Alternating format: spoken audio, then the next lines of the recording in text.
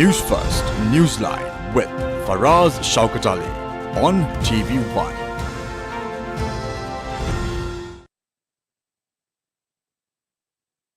And a very good evening to you and a warm welcome to Newsline. My guest this evening is Dr. Ramesh Pathirane, Sri Lanka's Cabinet Minister in charge of Plantation and Industries. Very good evening to you, Dr. Ramesh Pathirane, and welcome to Newsline again.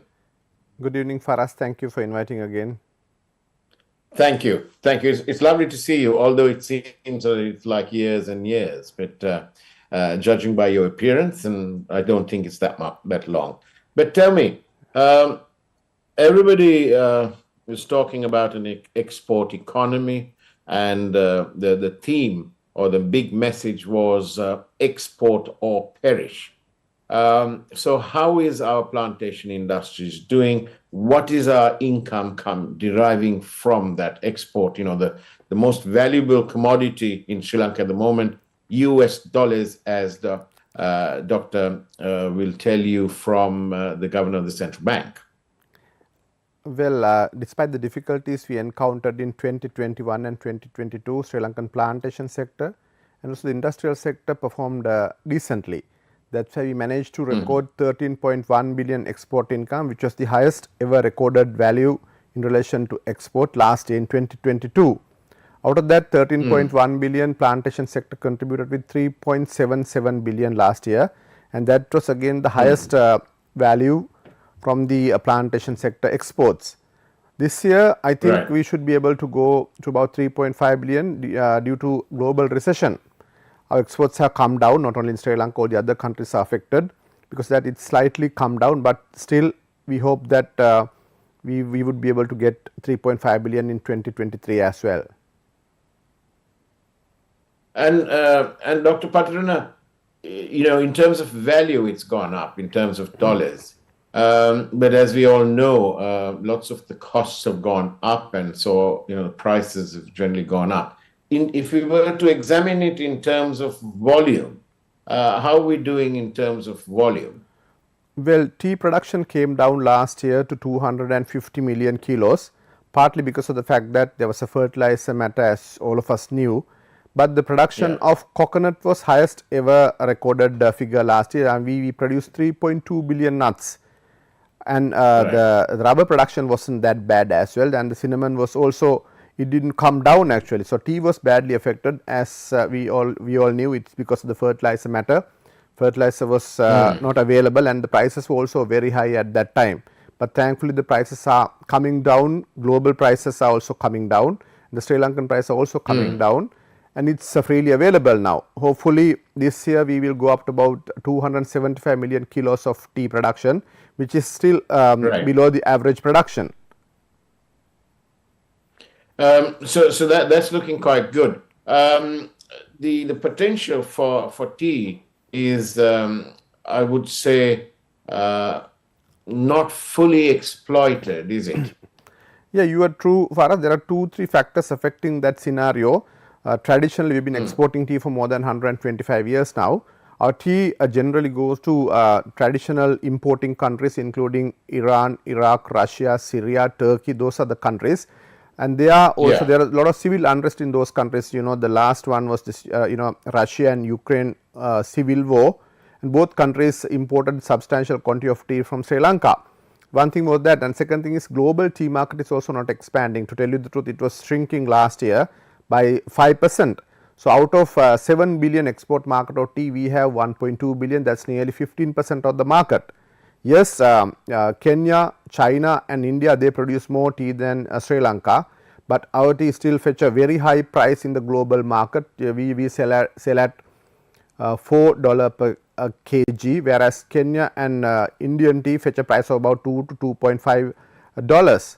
And on the other hand, what we lack here is that we constantly push the exporters to do the value addition, but it's only 40% of the Sri Lankan tea is currently value added. The rest is going to the world market as bulk tea, which is not the correct way to do that. So we are concentrating on brand building and also value addition, which is the way forward for Ceylon tea. Some weeks ago, I happened to be in central London, and I was invited into a shop that was unashamedly upmarket, and they specialized in tea. And to my delight and pride, I noticed that there was a variety of Sri Lankan tea or Ceylon tea that sold at a per kilo price of £2,200 sterling. And that brought home to me what it meant to upsell our national drink. Yes, few Sri Lankan companies do that and they are doing well as well. So, that is the way forward for us. We are constantly pushing the Sri Lankan exporters and the other the main companies, and so we are trying to help the small timers also to come into the niche markets and also to do their brand building, for which the tea board is also supporting constantly. And also we are trying to launch a the campaign rather in European countries to ensure that we capture more market and also possibly inculcate new tea drinking culture in those countries. And as the cabinet minister in charge of the plantations, what are you doing to the biggest sort of size of the plantation? These are the small holders, aren't they? What is the lot of the small holders? How are you supporting them? When it comes to tea production, now 77% of the tea is coming from the smallholders. Unfortunately, share from the RPCs, that the regional plantation companies, have come down gradually. It has come down to 23% now. So, that is because of the fact that they have not reinvested, not invested for the replantation and new plantation of tea in their lands. If they can't invest, we constantly ask them to go ahead doing replantation, new plantation. If not tea, they should utilize their land for other cultivations. There are other commercial crops as well. So, unfortunately, it has not happened so far, partly because of the fact that possibly they are thinking that their lease term is coming to end in 20 years down the line, but 20 years again is a long period of time. So, that is a very unfortunate situation. Some of the good lands are not utilized properly for any form of cultivation. And as the minister and amongst you and your colleagues in cabinet, what steps do you hope to take to force these RPCs to produce or basically perish, hand it back to the government?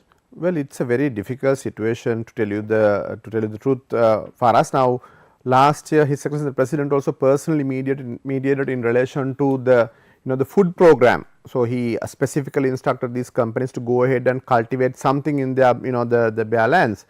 Well, some of the companies they fell in line and they started growing certain other crops as well, including fruits and vegetables, but it has not utilized to its full potential, unfortunately. So, we will have to come out with another plan, for which there is for which I consider this one is it's an obstacle. That is because the agreement that they have reached with the government in 1992, 30 years ago, was a very weak agreement. So, unless you fine tune that agreement, it would be very difficult to push them to do that on the long term basis.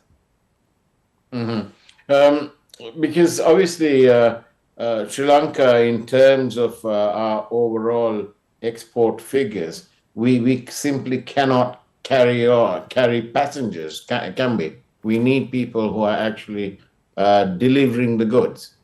No, that is very true actually. So, that is why we are concentrating more on this, yes, the cultivation is one part of it actually, but the real value comes from the value addition and also the brand building. So, the cultivation is one part. Yes, some of these the major companies, they also do exports as well, but we need to push more people to come and do the exports. So, with value additions and brand building. So, that is a way forward for us. For that, yes, more cultivation is vital and it is required. And what about, we mustn't forget the people who, the smallholders and also the workers in this valuable industry, the tea industry. What about their remuneration? How is that 1,000 rupee a day going? I mean, that's today's economy. Maybe it's not really worth 1,000 rupees anymore. Well, there are two sides actually. Tea smallholders were really happy last year. It's because of the two facts. the prices went up significantly because of the relatively lower production. So, say for an instance, in districts like Gol, Mathura, in 2020 they got something like 20 rupee per kg for green leaves, and it went up to about 350 to 400 rupees last year, partly because of reduced production. Then the demand went up, and also because of the rupee depreciation from 202 it went up to about 350, 360. So, they got that benefit, they were really happy, but this year partly because of the fact that the production is coming up and also the rupee is getting strengthened. So, their value is now it's getting a little lesser. So, they are getting about 180 to 200 rupee per per kg of green leaf. So, they are, it's not a bad price actually considering the economic situation of the country, but when it comes to the plantation workers, none of us can be happy about their living condition. For us, they live in a appalling social and the economic situation. That is why, having understood that only, we try to increase the basic salary to 1000 rupees, and which we have done now, but there was so much antipathy from the plantation companies. So, they went to courts against that decision. So, ultimately we had to mediate with the wages board to ensure that these people get 1000 rupees. 1000 rupees on the other hand is not nothing major these days. So, we have to constantly look at that, and also we have to come into some sort of agreement with these plantation companies. Now, they are not into the collective agreement, but we have to devise a mechanism to ensure on top of that 1000 rupee basic wage they get something something extra. For that, you have to devise a mechanism, or otherwise we have to convert these the unutilized lands for something like the outgrower mechanism, so that the workers get extra additional income by their cultivation. Dr. Pathirane, I can sense and feel, and I'm sure our viewers can, the frustrations of a cabinet minister in trying to de-pickle all these sort of red tape and bureaucracy. What do you say? Well, is it a heavy hand that you need? Are you tired of negotiating with these RPCs and so on?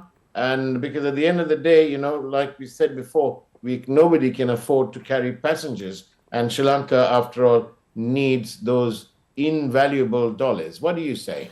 Well, it's a difficult time altogether for us, I would say, not only with the RPCs, but also because our own mistakes that we did in relation to fertilizer matter and all that. But on the other hand, I would say I must thank all the stakeholders in the plantation sector. They've done decently well, as I mentioned earlier as well. But there are a lot of things that we can do with the regional plantation companies. I hope they would understand the possibilities and the strengths in this sector and come forward, because they are experienced planters most of the time. These companies have managed some of their business really well. So, they will come forward. It's their duty bound to look after their fields, and also they have a responsibility in relation to they have to look after the social and economic lives of the people, those who have worked for them. The unfortunate situation here is, at the time of privatizing those lands in 1992, some 450,000 workers had worked for those lands. Now, it has come down to 150,000. Nearly one third left in there. So, they have to look after their employees. If they are happy only, they will continue to engage in the field work. If they do that only, the companies can gain more yields and more profits and prosper. So, I hope that they will understand this equation and look after their employees, and also go ahead with new planting and plantations in their fields. That's good news. But when you look at it from the plantation, the RPC's point of view, they were given, I think, a 50-year lease back in the 90s, and right now I think they have around 20 years to go. In terms of tea, I think it's about 3 years for a new bush to bear productivity and yields. So where is the middle path? Where is the moderate path? Well, then government, then President His Excellency Ranil Singh Premdas had to privatize these lands because of the bad experience we had with the government companies, namely Sri Lanka Plantation Corporation and the Janata Estate Development Board. So, they were grossly mismanaged. That is why he had to take that decision to privatize. But the example from the privatization is also not a smooth one. It is not a smooth solid answer that we have provided. Yes, they have passed 30 years now, 20 more years to go. But I do not think on the long run for us that we would be able to manage these the lands by the government agencies. They are also the corrupt up to a certain extent, and also very they are not productive. So, it is with the private sector people we have to do this business. It is open market economy. Private sector is the, as we always say, it is the engine of the growth. They are contributing more towards the economy of the country. So, they will have 20 years down the line, that is true, but we should be able to extend that the lease agreement if they are performing well. So, they have ample time to go ahead and do the replanting. As you said, it takes less than 2 years time for a tea bush to to the level of plucking actually, and also you have other cultivations as well. There is so much that they can do. Cinnamon is picking up. So, there are the vegetables and fruit productions are also coming up, and we do export as well than yesteryears. So, there is so much of opportunity around. So, hopefully, they will understand and grab those opportunities and provide more for the benefit of the country and its people. Whilst we are in conversation, we hear that a high court in Islamabad in Pakistan has suspended the former Pakistani Prime Minister and cricketer Imran Khan's recent conviction, and I'm sure our news will carry the details of that. And as the world looks and stands in solidarity with Mr. Imran Khan. I don't want to get too much into politics with you because this conversation is very interesting in terms of our money, which hopefully. But what of the agricultural, the wider agricultural prospects, Dr. Pathirane, in terms of paddy cultivation and the other vegetables which we may be able to export to the Gulf and other countries within 4 or 5 hours of our nation. Yeah, we have a good potential in relation to export of this, the fruits and vegetables. As at now, we send a major share to Maldives and also certain Middle Eastern countries, and we are exploring the possibility of sending them to the other European countries and also Australia and New Zealand.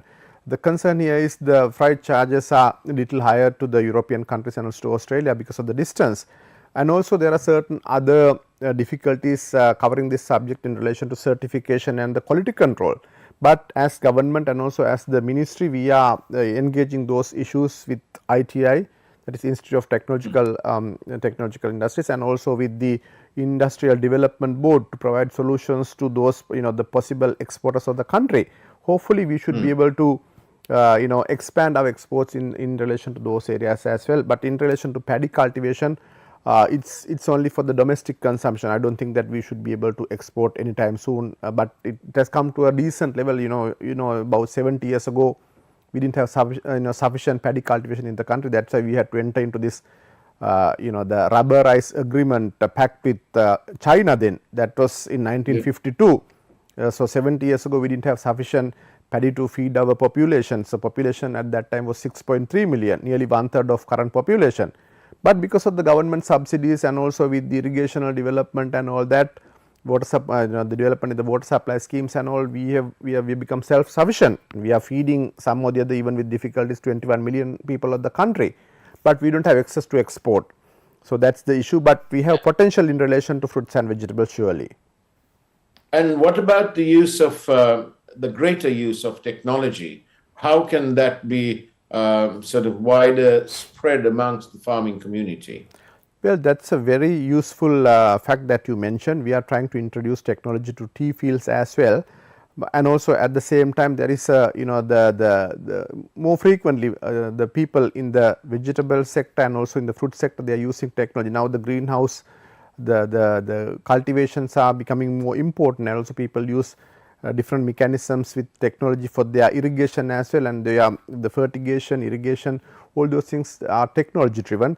There are so many companies in the country, and also they are imparting that knowledge to the farmers at the ground level as well. Hopefully within 5 to 6 years down the line, greater majority of the Sri Lankan farmers would utilize some form of the technological advancements that are freely available in the country.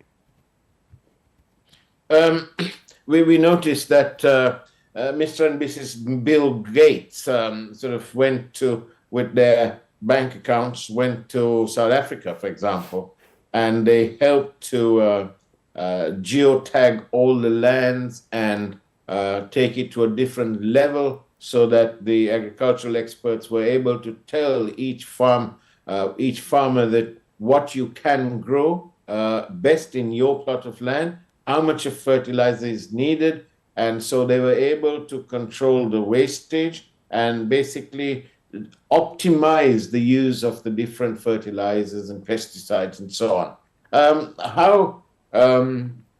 What are our plans? I mean, I don't know if you can get Mr. Bill Gates, but what are our plans? Now, those that technology and also those equipments are freely available in Sri Lanka. Now, we had a very good exhibition in July with that's the industry exhibition, where more than 700 the people, industrialists who came and showcased their the products, including those the technological solutions that we could provide for the agricultural fields.